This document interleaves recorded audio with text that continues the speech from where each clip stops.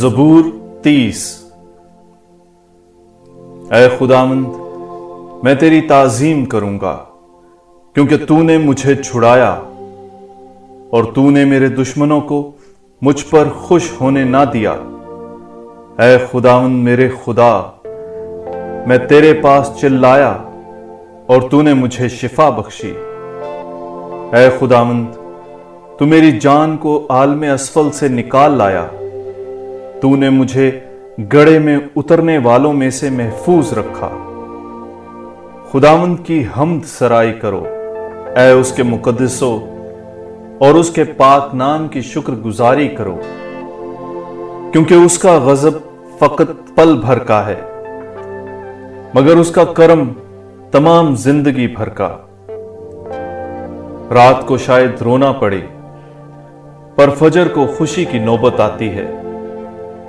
मैंने तो इत्मीनान के वक्त कहा था कि मुझे कभी भी जुम्बिश ना होगी। ऐ खुदावंद, तूने अपने करम से मुझे अजमत और ताकत बख्शी थी।